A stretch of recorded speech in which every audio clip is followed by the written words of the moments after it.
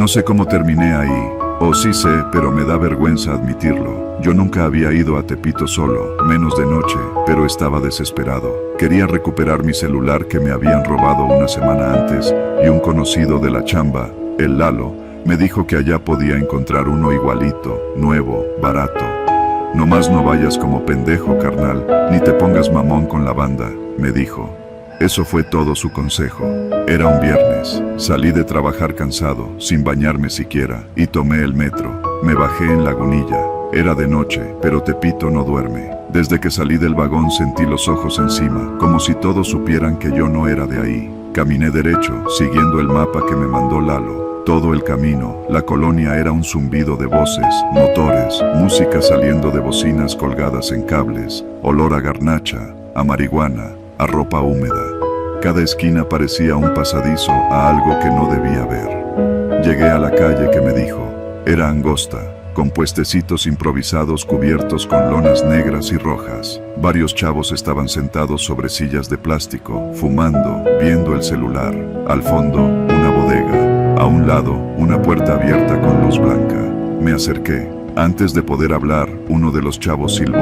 De adentro salió un tipo moreno, fornido, con lentes oscuros aunque ya era de noche. Se acercó sin decir nada, me miró de arriba abajo. ¿Qué buscas?, preguntó. Un Galaxy, como el S31, pero que esté nuevecito, dije, y traté de sonar seguro, pero sentí como la voz me temblaba. El tipo hizo una seña con la cabeza, me indicó que lo siguiera. Entramos a la bodega. Dentro había una mesa plegable, vitrinas viejas con celulares, unos desarmados, otros envueltos en bolsas de burbujas. No vi etiquetas, ni cajas originales. Otro chavo más joven se acercó. Era delgado, de ojos vivarachos. ¿Cuánto traes? Dependiendo del modelo, respondí. Él soltó una risa nasal, burlona. Aquí no es dependiendo, aquí es mostrar la cartera completa, güey. Me miró fijo. Sácala. No me lo dijo amablemente. Tampoco me lo pidió. Fue una orden. Me paralicé un segundo. No supe si reír o correr. Mi corazón empezó a golpear el pecho como si me lo quisieran sacar desde adentro. ¿Qué?, dije, estúpidamente. El flaco sonrió. El grandote ya estaba más cerca de mí. Cerró la puerta. Se oyó el clic del seguro. Y ahí fue cuando entendí que había cometido un error que me podía costar más que mi celular. Tu cartera, completa, toda, ahora. La voz del flaco se volvió más seca. Saqué la cartera. El grandote se acercó. Me la quitó con cuidado, como si me estuviera haciendo un favor. La abrió ahí, frente a mí. Sacó mis billetes, una tarjeta de débito, mi INE. ¿Vives en Azcapo?, leyó en voz alta. Sí, respondí, sintiendo la garganta seca. ¿Y qué haces acá, solito, tan noche? Me dijeron que aquí encontraba celulares, respondí con torpeza. El flaco se carcajeó. Sí, sí hay, pero eso no significa que cualquiera puede venir nomás así. El grandote me devolvió la cartera, vacía. Quise reclamar, pero las palabras no salían. Algo en sus ojos me decía que no era el momento de ser valiente, y lo peor es que no me veía en una película. Esto era real. Sentía el sudor bajando por mi espalda. ¿Sabes qué, mi rey? Vamos a ver si eres de fiar. Se volvió hacia la bodega y gritó, «Tráete al licenciado». Sentí un vértigo en el estómago. ¿El licenciado? No sabía si me iban a golpear, grabar, extorsionar o qué. Escuché pasos. Desde una puerta en el fondo de la bodega salió otro tipo, este sí bien vestido. Tenía camisa blanca fajada, lentes sin armazón y una cadena gruesa en el cuello. No parecía de los que están en la calle, pero tampoco de los que quieres tener como enemigo. Se acercó despacio. Me observó como si fuera una caja sin etiqueta. ¿Nombre?, me dijo. Germán. Edad, 32. Trabajo, diseñador gráfico. Asintió. Sacó un celular y empezó a anotar. Luego alzó la vista. ¿Por qué viniste solo, Germán? Porque necesitaba el teléfono. Me asaltaron hace una semana ¿Y pensaste que aquí era buena idea? Guardó silencio un segundo. Me miró de arriba abajo. A ver, ¿qué contraseña usas para desbloquear tu celular? No tengo, respondí, con la voz quebrada. Él me miró con incredulidad. ¿Ni patrón ni nada? No, es que siempre me pareció una pérdida de tiempo. Entonces, dijo, girando ligeramente el cuello. No eres muy bueno cuidando tus cosas. Asentí, resignado. Se hizo un silencio denso. El tipo revisó su celular. Luego se acercó al flaco y le murmuró algo al oído. Este asintió. El grandote se quitó los lentes. Tenía una cicatriz en la ceja. El licenciado me miró una última vez. Te vas a ir, dijo. Por esta vez no te va a pasar nada, pero te vas a acordar de nosotros, Germán. Cada vez que quieras venir aquí, vas a pensar 2 veces. Me devolvieron la cartera, con la tarjeta, pero sin los billetes. Me abrieron la puerta y el flaco me empujó con un leve golpe en el pecho. Y dile a tu cuate Lalo que no ande mandando pendejos, o el próximo que venga ya no sale. Caminé de regreso sin saber si llorar o agradecer. El corazón no me bajó del pecho hasta que estuve en la estación del metro. Esa noche no dormí. Revisé cada rincón del cuarto, cada sombra. Me sentí invadido aunque nadie hubiera entrado a mi casa. Pasaron días. Bloqueé a Lalo. Cambié de ruta al trabajo. Empecé a ponerle patrón a todo. Celular, laptop, hasta el correo. Dejé de cargar efectivo. Y cada que alguien menciona Tepito, no digo nada. Solo escucho. Porque yo estuve ahí, donde se supone que nadie va solo. Y salí caminando. Pero no salí igual.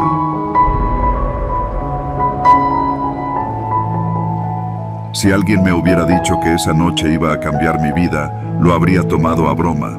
Y es que yo ya estaba acostumbrado al caos. Nací y crecí en La Guerrero, pero desde que tenía memoria iba con mi madre a Tepito todos los lunes, cuando ponía su puesto de ropa en la calle de Rivero. De ahí me viene el colmillo. A los 20 ya estaba de lleno en la movida de la fayuca, celulares, carcasas, cargadores, audífonos y demás cháchara china que vendía en una mesita afuera de mi primo Darío, que tenía una bodega más grande en la calle de Florida.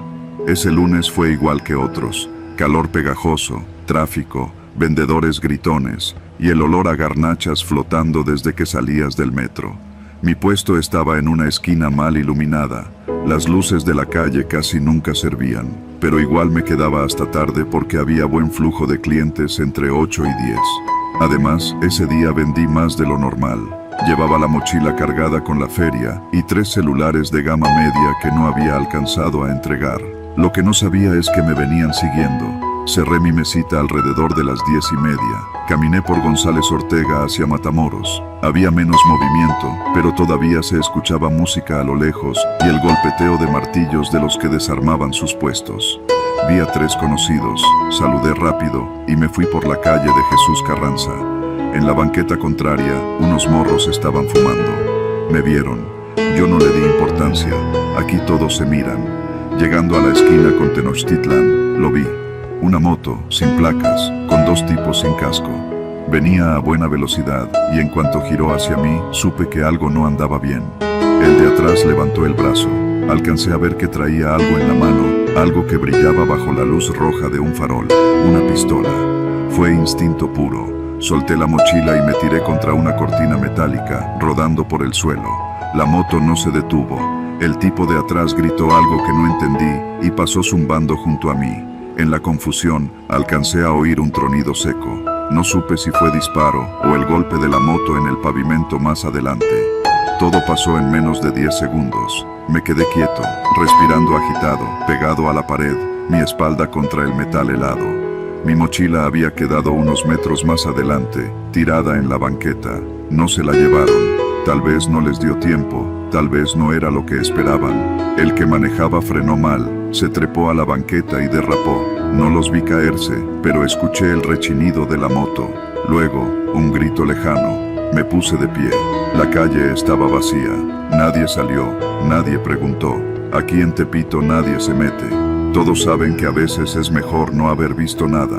Me acerqué con cautela a la mochila. Seguía cerrada. No faltaba nada. Me la colgué al hombro de nuevo y me eché a correr. No fui a mi casa. Me metí en una vecindad de La Lagunilla, donde vivía una amiga. Toqué su puerta como loco. Me abrió con cara de susto. Me metí sin decir palabra. No le conté todo, solo que me querían asaltar. Dormí con un cuchillo de cocina bajo la almohada. Al día siguiente, fui al puesto sin mochila. Todo se sentía distinto. Cada mirada me parecía una amenaza. Noté que un hombre me observaba desde un puesto de celulares más al fondo. No lo conocía, Se me quedó viendo como si supiera algo. Fingí que no lo vi y me fui temprano. Esa tarde, Darío me llamó. Oye, carnal, ¿qué hiciste ayer? ¿Cómo? Le dije, fingiendo sorpresa. Vinieron a buscarte, 3 cabrones. Preguntaron por el morro de la esquina de Florida. Dijeron que traes mercancía que no es tuya. Se me fue la sangre al suelo. Yo no traigo nada, le dije. No tengo nada. Mejor ni vengas, agregó. Esto no es de juego. Esos no son raterillos, son gente pesada.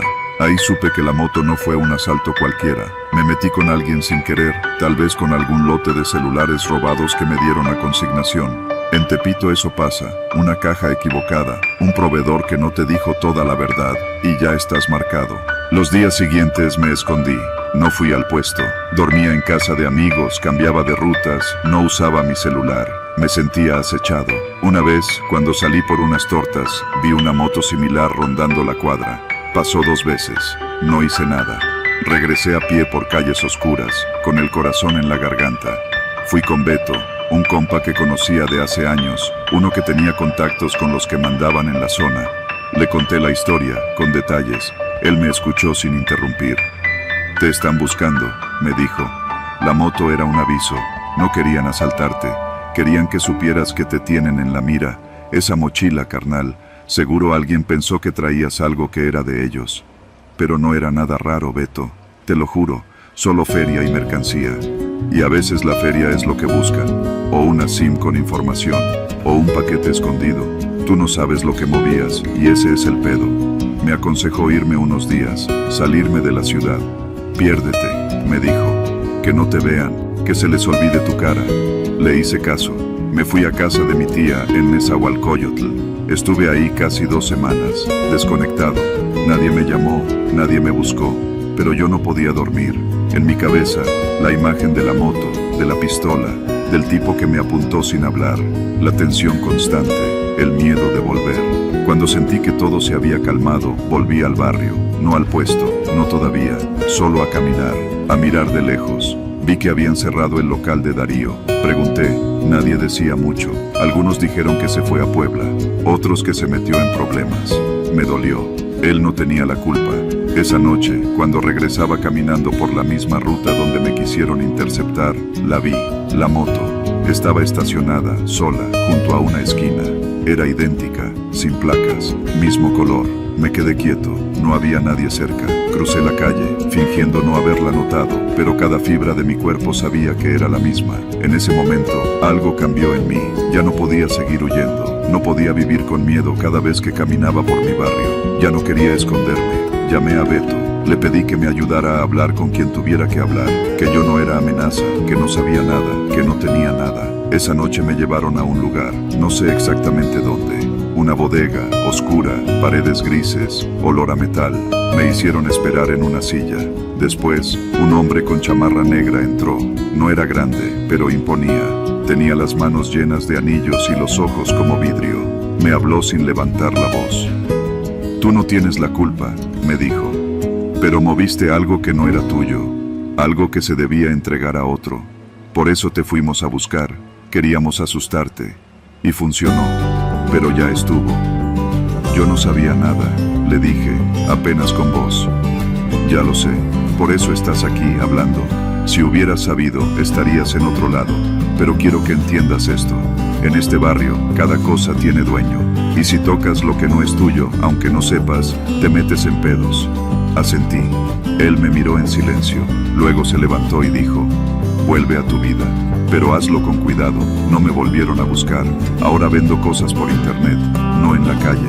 Me muevo poco, pero paso por Tepito seguido, porque este es mi barrio.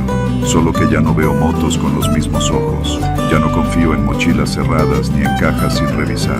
Y cada vez que escucho un motor acercarse rápido por detrás, el cuerpo me tiembla. Porque nunca sabes si esa moto que viene directo hacia ti, sin frenar, es un accidente o un mensaje.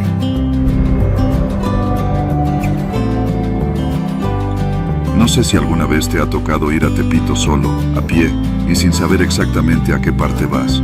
Yo tampoco lo había hecho, hasta ese jueves. Todo comenzó por una tontería. Yo tenía un negocio en línea, vendía tenis de reventa por Instagram. Esos que están carísimos y que todo el mundo quiere pero casi nadie consigue. Me llegaban de un proveedor de Guadalajara y aunque la mayoría de mis pares eran originales, también movía uno que otro inspirado, ya sabes, para los clientes que no preguntaban mucho. Un día, uno de mis compradores me preguntó si podía conseguirle un modelo específico de Jordan Retro, edición especial, talla 9. Me ofreció pagarme casi el doble si se los conseguía en 2 días. Como andaba corto de lana, acepté sin pensarlo. Me puse a buscar por todos lados y fue un amigo, el Chava, quien me dijo que conocía a alguien en Tepito que podría tenerlos.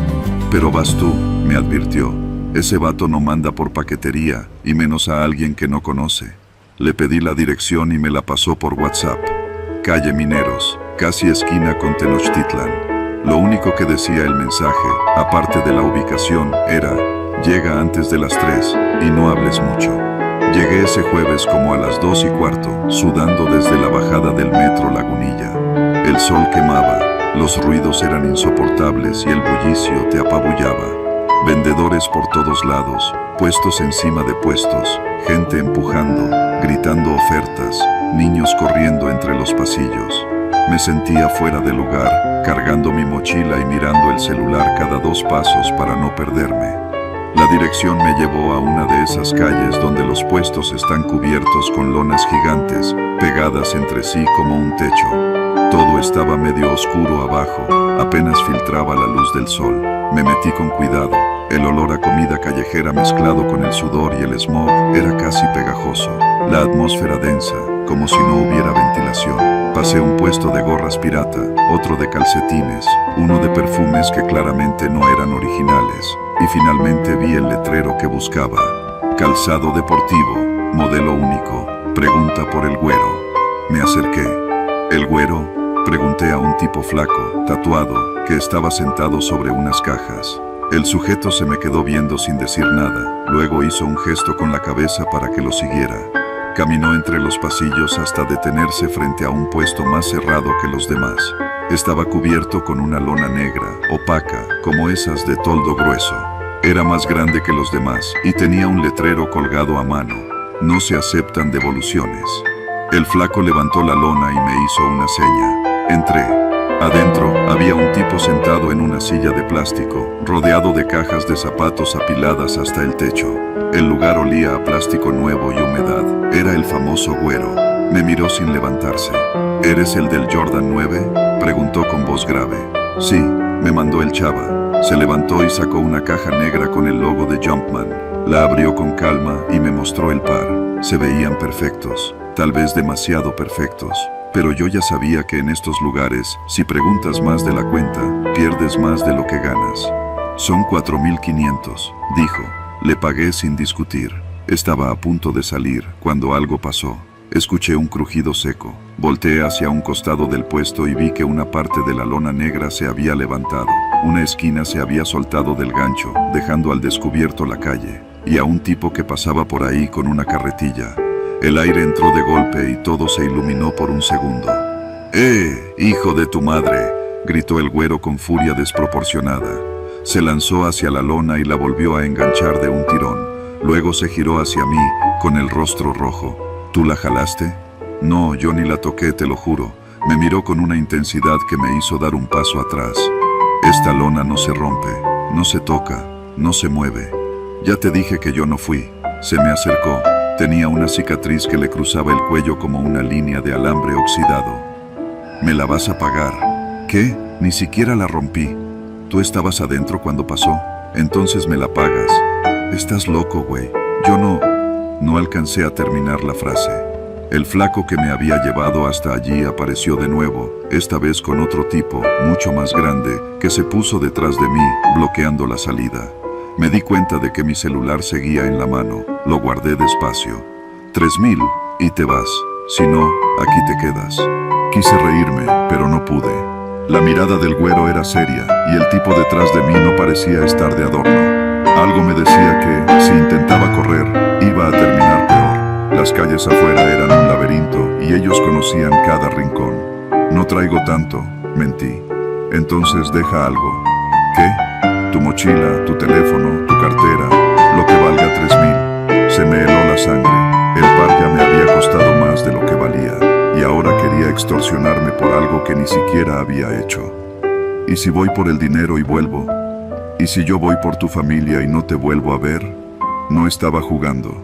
Terminé dejando mi mochila y me fui con solo el par de tenis y el celular en la bolsa trasera del pantalón. Caminé rápido, como quien huye de algo que no quiere que lo siga. No sabía si ir con la policía, si buscar a alguien, si contarle al chava. Al final, no hice nada. No volví a Tepito. Vendí el par en menos de una hora. Pasaron las semanas. Quise olvidar el tema, pensar que solo había sido una experiencia fea. Hasta que una noche, cerca de la estación del Metro Hidalgo, vi al flaco del puesto. Iba solo, caminando con una bolsa en la mano. Me reconoció, se detuvo. Yo también. Por un segundo nos quedamos ahí, en silencio, rodeados de gente. El güero ya no está, me dijo, con voz baja. ¿Qué? Desapareció hace como una semana. Se metieron a su puesto, rompieron la lona. Nadie lo volvió a ver. Lo miré sin entender. Pensé que me estaba bromeando. Luego vi su cara. Esa lona, continuó. No era cualquier lona. No dije nada. Me fui. Pero esa noche no dormí. A la fecha, a veces sueño que estoy otra vez en ese puesto. Que la lona negra se mueve sola, como si respirara. Que alguien se esconde del otro lado. Y que yo estoy ahí, atrapado, sin poder salir. Y lo peor es que cuando despierto, tengo la sensación de que el aire que respiro no es el mismo, que trae ese olor a plástico viejo, encierro y algo más, algo que no puedo nombrar.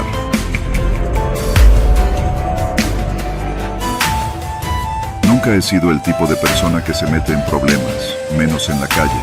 Siempre he pensado que si uno camina derecho, sin buscarle tres pies al gato, no debería tener broncas. Pero esa noche aprendí que hay lugares donde eso no importa, porque en ciertas calles, caminar no significa avanzar, significa sobrevivir. Todo empezó con un encargo de esos que suenan fáciles, llevar unas piezas electrónicas de un taller en la colonia Doctores hasta una refaccionaria en La Lagunilla. Mi primo Chuy, que trabaja como técnico, me las encargó con la promesa de darme unos pesos por la vuelta. Son 15 minutos caminando, carnal, me dijo. Y sí, era cierto, pero el problema no era el trayecto, sino por dónde me iba a meter. Tenía que cruzar Tepito. No era la primera vez que pasaba por ahí. Vivo en La Guerrero, a unas cuadras, y muchas veces fui con mi mamá al tianguis. Pero una cosa es ir en domingo a comprar tenis clonados con tu jefita, y otra muy distinta es caminar solo, de noche, cargando una mochila que claramente traía algo de valor. Eran casi las 8 cuando salí del taller. El sol apenas se estaba ocultando, pero ya se sentía ese cambio raro en el ambiente, cuando las calles empiezan a vaciarse de gente normal y a llenarse de los otros. Caminé por eje 1, con la cabeza agachada y el paso rápido. Pasé junto a puestos cerrados, grafitis nuevos que no estaban la última vez, y montones de basura que olían a caldo de perro muerto. Todo iba bien, hasta que me metí por callejón de Tenochtitlan. Fue ahí donde me la topé. Era un vato flaco, moreno, con una gorra negra y los brazos llenos de tatuajes. Estaba recargado contra una cortina metálica, fumando algo que no olía a cigarro. Al principio no me dijo nada, solo me miró de reojo. Yo bajé la mirada y seguí derecho, pero cuando pasé junto a él, lo escuché. Compa, me dijo con voz ronca. Me detuve un segundo, dudando si fingir que no lo oí. Cooperación, pa' dejarte pasar, soltó, esta vez más fuerte. Volteé y lo vi caminar hacia mí. Su forma de moverse me hizo saber que no estaba solo. En cuestión de segundos, 2 más salieron de una cochera a medio cerrar. Uno más chaparro pero ancho, con cara de bulldog, y otro joven, que apenas tenía la sombra de un bigote. ¿Cooperación?, pregunté, fingiendo inocencia. Sí, carnal, aquí no se camina de a gratis. Tú traes algo ahí, ¿no?, dijo el de la gorra, señalando mi mochila. Me latía el corazón como tambor de sonidero. No tenía con qué defenderme, ni navaja, ni gas pimienta. Apenas si traía mi teléfono, la cartera con unos 200 pesos y las piezas en la mochila. Es chamba, dije. No traigo feria. Entonces deja ver qué traes. A lo mejor nos sirve, dijo el chaparro, dando un paso al frente. Ahí supe que no era un paro, ni una cooperación. Era un asalto con disfraz de regla barrial. En Tepito, a veces la ley no la pone el Estado, la ponen los que están parados en las esquinas. Intenté razonar. Miren, compas, neta, no traigo nada. Son partes de refacción. Si quieren revisen, pero déjenme seguir. El joven de bigote se me acercó más y me quitó la mochila de un tirón. No opuse resistencia. Los otros dos la revisaron como perros buscando carne. Uno sacó una pieza de metal y se rió. ¿Y esto qué verga es? Es una tarjeta madre de alarma, respondí con la voz seca. ¿Cuánto vale? No sé, yo solo la llevo, me pagan por entregarla. El de la gorra me miró fijo. Tenía ojos de vidrio, de esos que no se inmutan ni con fuego. Pues ahora ya no, dijo. Me la vi negra. No podía regresar sin esa entrega. Chuy me iba a querer matar. Pero más que eso, algo me ardía por dentro. La impotencia. Sabía que si me ponía bravo, me madreaban, o peor. Así que hice algo que no suelo hacer. Supliqué. Carnales, neta, devuélvanla. Es pachamba, no es mía. Si la pierdo, me la van a cobrar. No soy rico, güey. Trabajo en el metro, gano 1,500 a la semana. El chaparro soltó una carcajada. Pues trabájale más, carnal. Aquí no es zona libre. Pensé en correr, pero no tenía sentido. Ellos conocían cada salida, cada esquina, y yo estaba en su patio. Pero antes de que la situación escalara, una voz resonó desde la entrada del callejón. ¿Qué pedo, muchachos? Era un hombre mayor, como de unos 50, vestido con una chamarra deportiva del América y una cadena gruesa en el cuello. Caminaba con paso lento pero firme. Los tres se pusieron nerviosos de inmediato. «Todo bien, don Cali», dijo el de la gorra, bajando la mirada. El hombre se me acercó y me miró de pies a cabeza. «¿Y tú? ¿De dónde vienes?» Le conté rápido, sin adornos. Le dije de dónde venía, a dónde iba y qué llevaba. Me escuchó sin interrumpir. «¿Y estos güeyes?», preguntó, mirando a los tres. «Me querían cobrar cooperación, don», respondí, con algo de miedo. Cali asintió, como si ya lo esperara. «A ver, cabrones», dijo con calma, pero con una autoridad que pesaba. «¿Cuántas veces les he dicho que no se metan con la chamba? ¿Quieren que venga la tira a cerrar los negocios? ¿Quieren que les pongan cámaras?». Los tres bajaron la cabeza como niños regañados. «Es que pensamos que traía feria», murmuró uno. «Pues piensen menos, carajo», gritó Cali, con voz de trueno. «Lárguense». «¿Y tú?», me dijo, dándome la mochila. «Sigue tu camino, pero camina derecho y no te metas por los callejones. Vete por Peralvillo y no hables con nadie». Asentí, tomando la mochila con manos temblorosas. «Gracias, don. Neta. Aquí nadie te hizo nada, ¿entiendes?», me dijo, sin mirarme. «Sí, claro, nadie». Me fui rápido, sin voltear. Tomé Peralvillo, luego doblé hacia Jesús Carranza, y cuando llegué a Eje 1, el aire me supo a libertad. Esa noche no pude dormir, no por el susto, sino por lo que entendí. Hay zonas donde las reglas cambian, donde la autoridad no tiene placa ni uniforme, y donde basta un mal paso para desaparecer. Entregué las piezas sin contar lo que pasó. Chuy solo me preguntó si todo bien, y yo asentí. Pero desde entonces, cada vez que paso por Tepito, siento que los muros tienen ojos, y que si un día vuelvo a pisar ese callejón, puede que esta vez no haya nadie que me saque de ahí. Nunca me ha gustado Tepito, no por lo que se dice en las noticias o los chismes de la colonia, sino porque desde niña aprendí a caminar apretando la bolsa contra el pecho, a no mirar a nadie directamente a los ojos y a no confiar en nada que suene a oferta. Pero la vida, ya sabes, a veces te empuja a los lugares que más evitas. Ese sábado, acompañé a mi prima Caro al tianguis de Tepito a buscar unos tenis originales, según ella, que estaban más baratos que en cualquier otra parte. Llegamos poco después de las 11 de la mañana y ya estaba todo lleno. Puestos con techos de lona, música reventando en los altavoces, vendedores gritando precios como si fueran animadores de lucha libre. El olor a garnacha, sudor y cigarro se mezclaba en el aire espeso. «Nomás me acompañas un rato, ¿sí?», me dijo Caro, ajustándose la mochila al frente. «No traigo tanto dinero, solo vengo a ver qué hay». Accedí, pero solo porque ella sí sabía moverse por esas calles laberínticas. Caminamos entre puestos que vendían celulares, tenis, perfumes, mochilas, ropa de marca, todo lo que alguien pueda imaginar y muchas cosas que nadie debería imaginar. Yo iba distraída, mirando los puestos, los rostros, las mercancías que parecían multiplicarse bajo las lonas. Todo parecía normal, hasta que no lo fue. Estábamos pasando por una sección donde vendían chamarras y mochilas, muy cerca de la calle Florida, cuando una mujer empezó a gritar. No gritaba de dolor, ni de miedo, ni siquiera con ese tono que uno usa para vender algo a gritos. No, gritaba como si acabara de atrapar al diablo con las manos. Ella fue, esa vieja me robó, gritó señalándome. Me tomó un segundo entender que se refería a mí. ¿Qué? ¿Yo? Me detuve en seco, confundida. Sí, tú, devuélveme mi cartera, ratera. La mujer, de unos 40 y tantos, cabello teñido de rojo y pantalón de mezclilla entallado, se acercó como si me fuera a dar una cachetada. Caro me jaló del brazo, intentando alejarme, pero la mujer ya había llamado la atención de media cuadra. En segundos, se formó un círculo alrededor de nosotras. Señora, no la conozco, intenté decir, con la voz más firme que pude. Claro que no, así son todas. Me empujaste hace rato y cuando me di cuenta ya no tenía la cartera. No la toqué, no he hecho nada, dije, tratando de mantener la calma.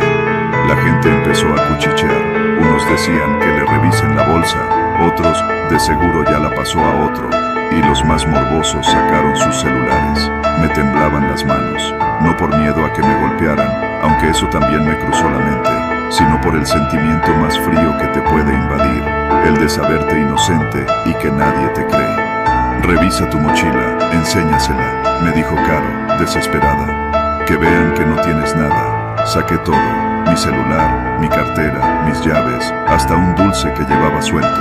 Nada. Pero la mujer no se calmaba. Seguro ya se la diste a alguien más, gritaba. Entonces alguien dijo, llévenla con los de seguridad. Y esa frase me dio más miedo que cualquier golpe, porque en Tepito, seguridad puede significar muchas cosas. En el mejor de los casos, algún comerciante de confianza que hace de árbitro. En el peor, gente que se encarga de castigar a los rateros a su manera. Historias de linchamientos, de escarmientos públicos. Gente a la que no le importa si eres inocente o no. Un hombre alto, con chaleco rojo y una gorra de los Rayados, se acercó. ¿Qué pasó?, preguntó, serio. Me robó mi cartera, le juro que fue ella, dijo la mujer, ya con lágrimas fingidas. Yo no le hice nada, puede revisarme, no tengo nada, le dije al hombre, temblando. Él me miró de arriba a abajo, luego a Caro, luego a la gente alrededor. ¿Nadie vio nada?, preguntó. Silencio. Yo solo vi cuando empezó a gritarle, dijo alguien. Es que esas son listas, se la pasan en grupitos. Una distrae, otra jala y la otra corre, opinó otro. Sentí como la realidad se despegaba del suelo. Todo estaba torcido. Ya no se trataba de si había pruebas o no. Era una sensación de jauría, de juicio público sin defensa. El hombre del chaleco asintió, luego me miró. Ven conmigo, solo para aclarar, no me tocó, pero tampoco me dio opción. Caro intentó seguirme, pero él la detuvo. Solo ella, tú espera aquí. Me llevó por entre los puestos, hasta un callejón más estrecho, donde había un local cerrado con cortina metálica. Frente al local, otros dos tipos esperaban, uno con cara de pocos amigos, el otro más joven, fumando. ¿Qué traes en la bolsa?, preguntó el primero. Ya la revisé, respondí. No tengo nada. ¿Y si ya la pasaste?, murmuró el otro. Me hicieron vaciar mis cosas otra vez, revisaron todo, incluso metieron mano sin permiso. No hallaron nada, porque no había nada. No sé por qué me está acusando esa señora. Yo no la conozco, no la toqué, ni siquiera sé cómo es su cartera, dije, con la voz quebrada. Uno de ellos se cruzó de brazos. Esto nos hace quedar mal con los clientes, ¿sabes? Yo no hice nada. Estoy con mi prima, vinimos a ver unos tenis. Ni siquiera compramos nada aún. El más joven soltó un suspiro y miró al otro. No trae nada. La neta, no se le ve la pinta. El mayor dudó, pero luego se acercó y me vio directo. Lárgate, pero mejor no vuelvas por aquí. Y dile a tu prima que se apure, ¿va? Asentí. Salí de ahí con las piernas temblando, el estómago revuelto. Volví al lugar donde Caro me esperaba, rodeada aún por curiosos. La mujer ya no estaba. ¿Qué pasó?, me preguntó Caro al verme. Nada, no encontraron nada, ya vámonos. Nos fuimos en silencio, caminando rápido, sin mirar atrás. Solo cuando estábamos ya en eje 1 norte me atreví a respirar con más calma. Esa noche no dormí bien. Sentía la mirada de la mujer en cada rincón, sus gritos repitiéndose como un eco venenoso. Y la peor parte fue saber que, aunque no me pasó nada grave, todo pudo terminar de otra forma. Pudo ser un linchamiento, pudo ser una golpiza, pudo ser una mancha en mi nombre para siempre. Y todo porque alguien decidió señalarme. Porque en una multitud basta con que una voz grite para que las demás repitan. Desde entonces, cada vez que alguien me pregunta si conozco Tepito, digo que sí, pero que ojalá nunca tengan que vivir lo que yo viví ahí. Porque en un lugar donde todos desconfían de todos, el miedo no solo viene de los criminales, sino de los inocentes que parecen culpables por accidente. Nunca más volví, ni por tenis, ni por curiosidad, porque aunque no me robé nada, a mí sí me robaron algo ese día, la confianza de caminar sin sentir que todos me están viendo.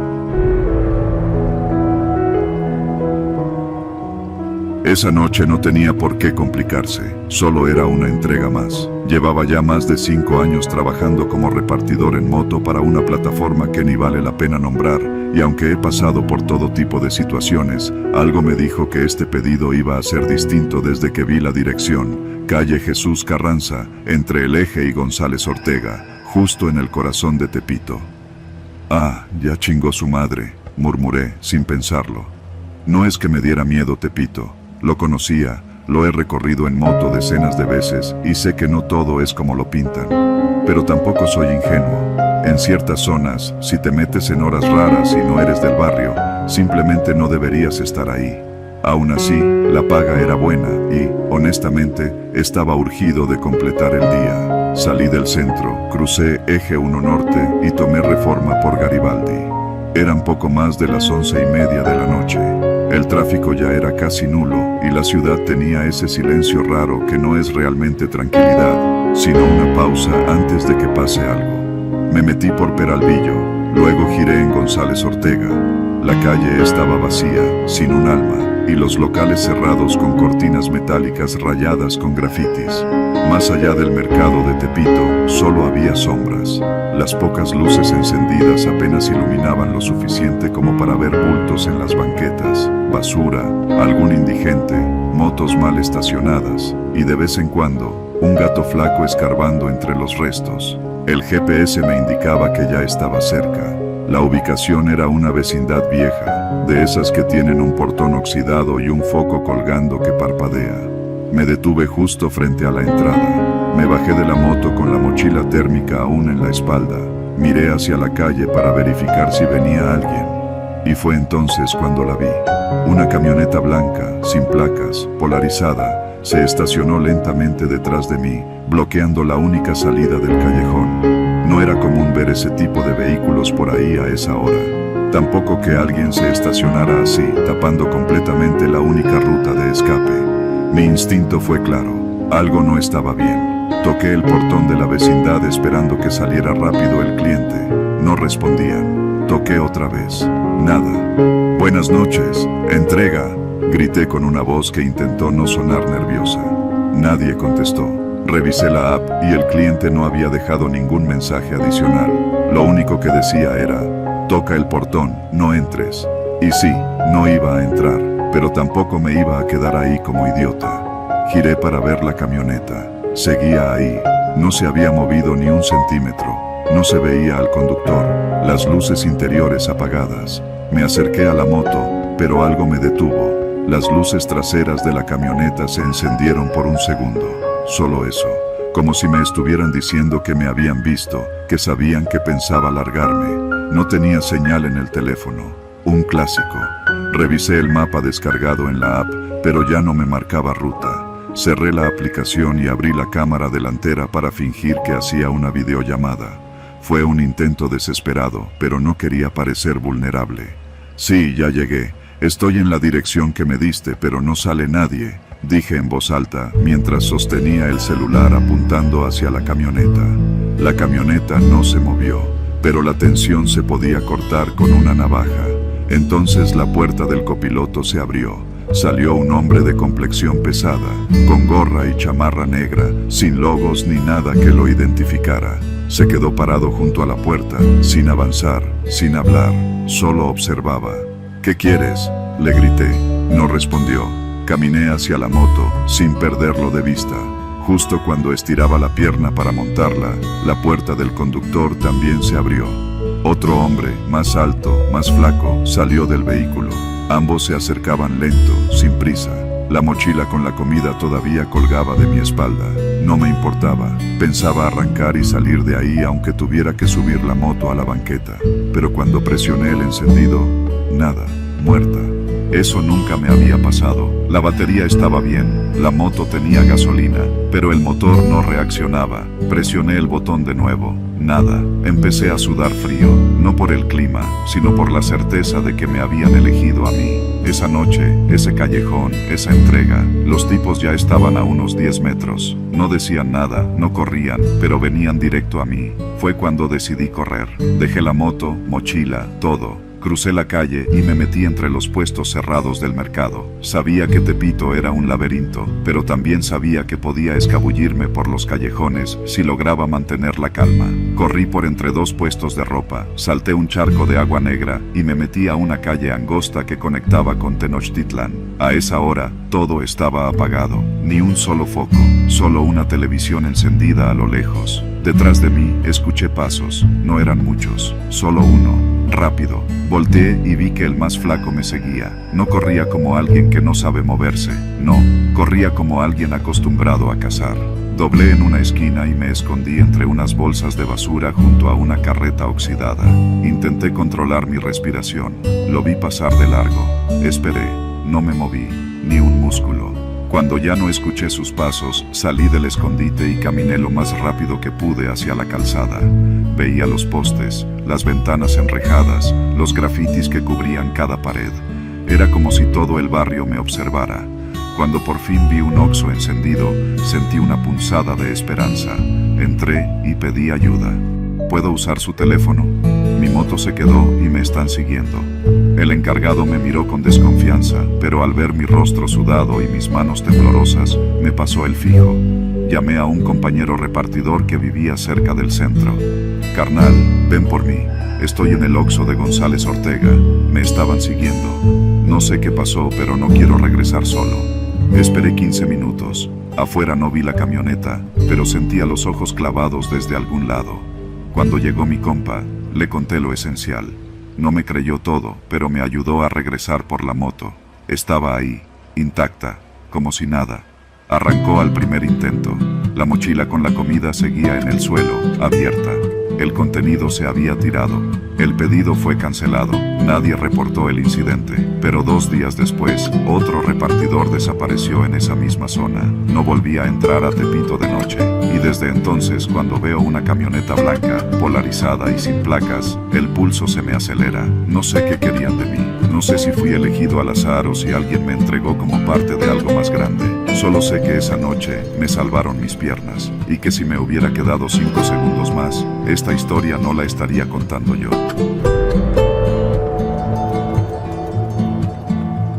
No sé en qué momento empezó todo, o más bien, no sé por qué a mí. Nunca he tenido enemigos, no me meto con nadie.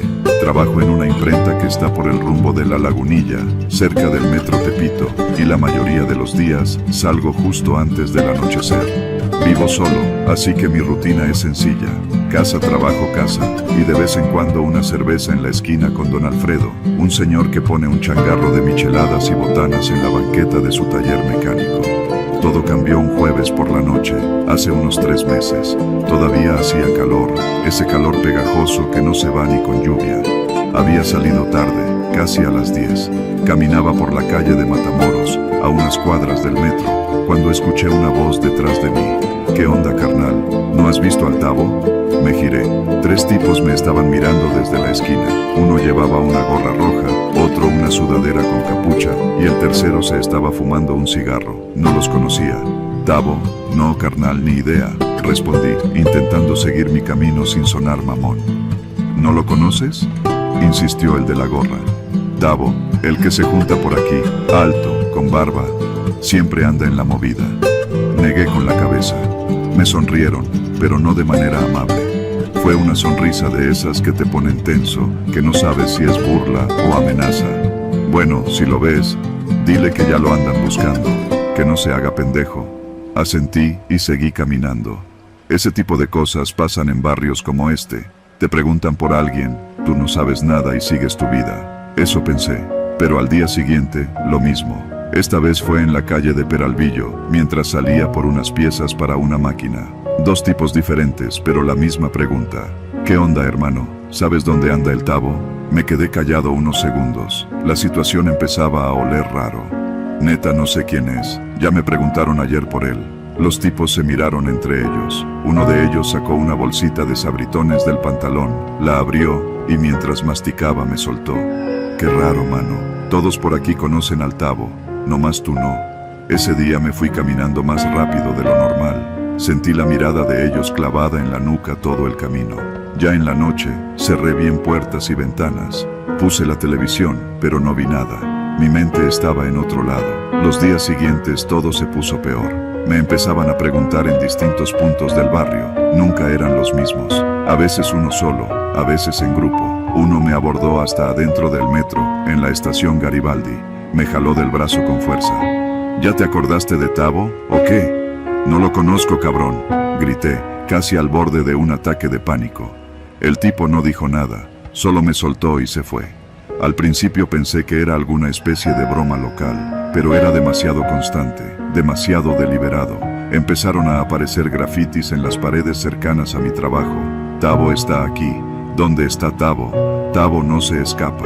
Un día encontré uno en la pared justo enfrente de mi edificio. Vivo en una vecindad antigua, de esas con patio al centro y cuartos alrededor.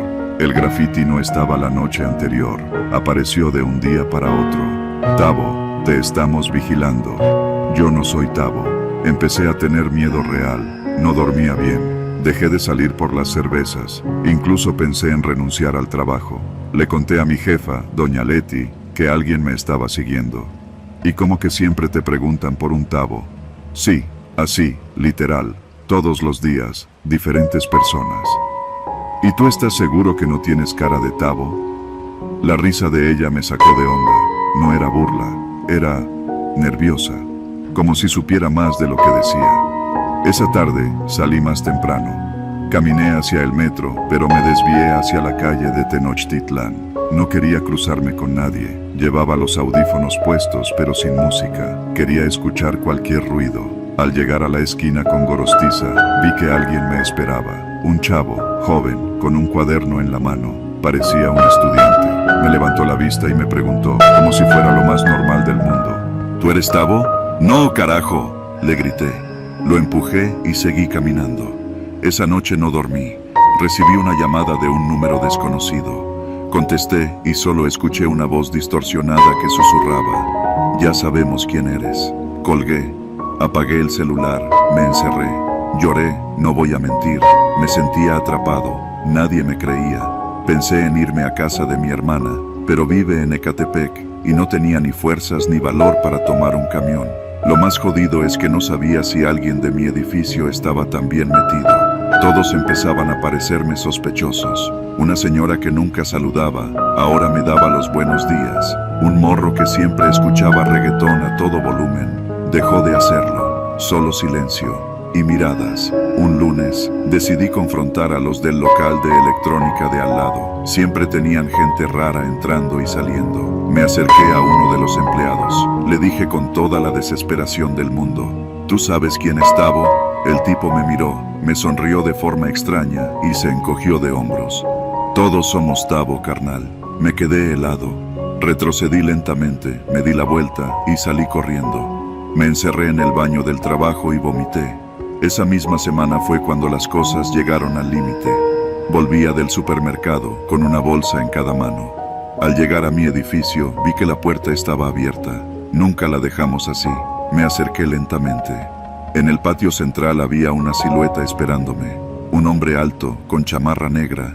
No lo había visto antes. Ya te andábamos buscando, me dijo, sin levantar la voz. ¿Eres tú el Tavo?, pregunté sin pensar. El hombre me miró, dio un paso hacia mí y respondió: No, tú eres Tavo. No recuerdo bien cómo reaccioné. Creo que grité, que lancé las bolsas, que corrí.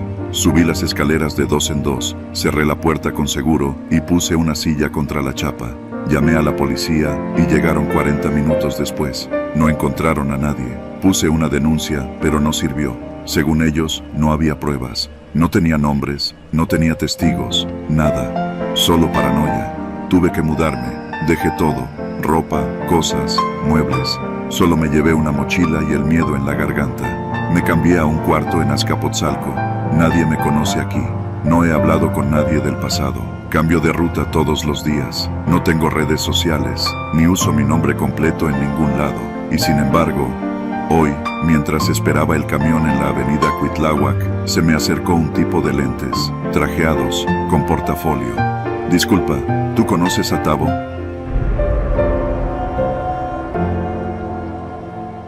Nunca pensé que una simple caminata por el tianguis de Tepito me pondría la vida en juego. Pero así fue. Ese día iba buscando un estéreo para mi coche, uno de esos con pantalla retráctil, Bluetooth y toda la cosa. No era la primera vez que compraba cosas en Tepito. Ya sabía moverme, sabía regatear y sobre todo sabía no meterme donde no debía. Pero esa vez no vi venir lo que me iba a pasar. Había terminado de trabajar en la delegación Venustiano Carranza, soy cerrajero, y como ese día me pagaron en efectivo, decidí aprovechar para pasarme por Eje 1. Eran como las 4 de la tarde, el sol pegaba duro y las bocinas tronaban por todos lados con cumbias, reggaetón, corridos tumbados. Gente vendiendo tenis, ropa, celulares, autopartes, hasta huesos de coche enteros. Tepito en su versión más viva, más ruidosa y también más peligrosa. Me metí por Matamoros y luego por Fray Bartolomé de las Casas, donde ya conocía un local pequeño, uno que no tenía ni nombre, solo una lona blanca con letras negras que decía, accesorios para carro. A mí me lo había recomendado un amigo taxista. Me dijo que ahí los precios eran buenos y la calidad decente, aunque nunca preguntaras de dónde salía la mercancía.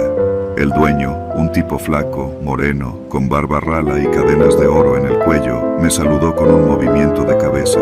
Tenía un acento que no era del todo chilango, como más del norte, y un ojo ligeramente desviado, como si no supiera bien a quién mirar. ¿Qué buscas, compa?, me preguntó sin levantar mucho la voz, apenas por encima del reggaetón que sonaba de una bocina JBL colgada de una reja. Un estéreo con Bluetooth, que tenga entrada para cámara de reversa, le dije. Nada tan caro. Me guió por una cortina negra hacia un cuarto pequeño lleno de cajas sin etiquetas, envolturas abiertas y piezas sueltas. Ahí, sobre una mesa de plástico, tenía varios modelos. Me mostró uno marca Pioneer, pantalla de 7 pulgadas, todo lo que quería, y por un precio que no iba a encontrar ni en Mercado Libre. Está nuevo, compa, y tiene garantía de 15 días. Pruébalo, y si algo no jala, regresas. Acepté. Saqué los billetes, pagué, y cuando me iba, noté algo curioso. En una esquina, tirado entre cajas de herramientas, estaba un estéreo igualito al que me acababa de vender, pero ese tenía una etiqueta roja y pegada con cinta. Algo escrito con plumón. Seat León Blanco, placas ZF E457B. Sentí un frío en el estómago, porque ese carro, el Seat León Blanco con esas placas, era de un cliente mío. Se lo había abierto apenas hacía 3 semanas. El tipo había perdido las llaves y me pidió que le cambiara el switch y el sistema completo de encendido. Me congelé, no por el estéreo, sino porque conocía el coche. Y más que eso, recordé que en ese carro, en la parte trasera del estéreo original, había una calcomanía con una calavera en tinta blanca. Yo mismo la vi cuando desmonté el tablero, y esa misma calcomanía la tenía ese estéreo tirado en el rincón. Quise decir algo, pero no pude. El tipo del local estaba mirándome, ya no con cara de vendedor casual, sino como si esperara una reacción, como si supiera que lo había reconocido. Entonces supe que no era coincidencia, que me estaba poniendo a prueba. ¿Todo bien, compa?, preguntó. Sí, está chido. Gracias, respondí, tomando mi mochila con el estéreo nuevo, sintiendo que la garganta se me cerraba. Salí sin mirar atrás. Caminé con calma, pero por dentro iba temblando. No era un simple presentimiento, era una certeza. Ese estéreo era robado. No me asustaba el hecho en sí. Lo que me preocupaba era que él supiera que yo sabía, y por su mirada, lo supo. Esa noche no dormí, me la pasé imaginando escenarios. ¿Y si pensó que yo era poli encubierto? ¿Y si tenía contacto con el cliente del SEAT y le contaba que yo andaba preguntando cosas? ¿Y si lo tomaba como una amenaza? En Tepito, la gente no se anda con dudas. Prefieren eliminar el problema antes de que crezca. Pensé en ir a devolver el estéreo, decir que siempre no. Pero, ¿y si lo tomaba como una provocación? ¿Y si era un anzuelo, y yo ya estaba fichado desde que entré? 2 días después, noté que una motocicleta negra sin placas pasaba varias veces frente a mi taller. Una Honda, y el conductor siempre traía casco completo. Nunca se detenía, solo pasaba, miraba, seguía. Otra cosa extraña, recibí una llamada de número desconocido. Respondí, y nadie habló. Silencio de fondo, solo ambiente de calle, tráfico, voces lejanas. Colgaron. El jueves siguiente, salí a comprar una torta en el puesto de la esquina y al regresar, la cortina de mi taller estaba mal cerrada. No rota, no forzada, solo mal cerrada. Entré con el corazón latiendo fuerte. No faltaba nada, pero sobre mi banco de herramientas había una bocina roja. No era mía, nunca la había visto. Era pequeña, de esas Bluetooth portátiles pero vieja, sucia, y al lado, un papel doblado. Lo abrí, solo decía, sabemos quién eres, ya no regreses. Me senté en la silla sin poder moverme. No necesitaba más, no me estaban pidiendo dinero, no me estaban extorsionando. Solo querían que me callara, que olvidara lo que vi, que no hiciera preguntas. El siguiente paso era desaparecerme, porque eso hacen. Primero te advierten, después te quitan del camino. Ese mismo día cerré el taller, puse un letrero de se renta y me fui con mi hermano a Iztapalapa. Ahí vive, y me ofreció un cuarto en la azotea. Me llevé solo lo necesario, no le conté todo, solo dije que tenía problemas con los de la zona. Durante semanas tuve el estómago hecho nudo, me bañaba rápido, miraba por las ventanas, dormía mal. Me alejé de las redes sociales, cambié de número, y poco a poco, con trabajos eventuales, empecé a rehacerme. No sé si el tipo del local me mandó seguir, no sé si la bocina roja fue cosa suya o de alguien más, pero sí sé que en Tepito no hay espacio para los curiosos, y menos para los que reconocen lo que no deben. Esa bocina la tengo guardada en una caja con mis herramientas, no como recuerdo, sino como advertencia, como recordatorio de que en esta ciudad a veces el peligro no viene de fantasmas ni monstruos, viene de hombres reales, con ojos torcidos, con cadenas de oro y con una memoria muy larga. Nunca regresé a Tepito y nunca más compré nada de segunda mano, porque en lugares así uno no compra productos, compra silencios, y a veces el precio es más alto de lo que uno imagina. No me considero alguien ingenuo. Nací y crecí en la Ciudad de México. Conozco sus ruidos, sus silencios, sus callejones y sus trampas. Tepito no es ajeno para mí. He caminado por sus pasillos angostos desde que era un escuincle. Mi abuela vendía ropa usada ahí, y mi tío tenía un puesto de películas pirata. Sé que hay que caminar con ojos en la espalda y que, si algo brilla, no debes confiar en que te pertenece por mucho tiempo. Pero eso no me preparó para lo que me pasó esa tarde. Fue un jueves de septiembre, cuando el calor apenas se empieza a rendir y las lluvias nomás amenazan sin cumplir. Salí del trabajo a eso de las 5, todavía con la camisa de oficina toda pegada por el sudor y el maldito tráfico del centro. Tenía antojo de unos tenis, nada caro, pero algo decente. Unos Nike Air Force One, de esos que siempre están baratos allá en Tepito si sabes buscar. Tomé la línea 3 del metro y me bajé en Lagunilla. De ahí es solo caminar unas cuadras para entrar a la cueva de concreto, lonas y reggaetón. Esa zona tiene algo hipnótico. Los gritos de los vendedores, el olor a fritanga, los maniquíes sin brazos colgando de tubos oxidados, las bocinas vendiendo cumbias, los vara que te jalan del brazo. Todo eso tiene su propia lógica. Avancé por la calle Tenochtitlan, metiéndome entre los puestos, saludando a uno que otro conocido. Llevaba mi reloj fósil en la muñeca izquierda, un regalo que me hice con el primer aguinaldo decente que me pagaron. No era un Rolex, pero para mí valía. Ese día, no sé por qué, lo sentí más presente que nunca, como si todos lo miraran. Caminé entre la gente, esquivando mochilas y empujones. Iba concentrado, buscando el modelo que quería, cuando sentí algo leve, apenas un roce, en la muñeca. No le di importancia, son cosas que pasan. Pero segundos después sentí un segundo roce, más directo, casi como si me acariciaran. Volteé, nadie, solo un señor que vendía playeras con logos de equipos de fútbol, gritándole a alguien más. Continué caminando, pero entonces ya no lo sentí. Mi reloj, paré en seco, vi mi muñeca, vacía. El broche todavía estaba cerrado, pero el reloj no estaba. Volteé en todas direcciones buscando algún movimiento sospechoso, alguien corriendo, una mano escondiendo algo. Nada. Me giré y caminé hacia atrás por donde había pasado. A ver si alguien lo tiró por accidente, pensé, aunque sabía que eso no pasaba en Tepito. Ahí si algo se cae, ya voló. Fue entonces que vi al tipo. Camisa negra, mochila cruzada, gorra con la visera baja.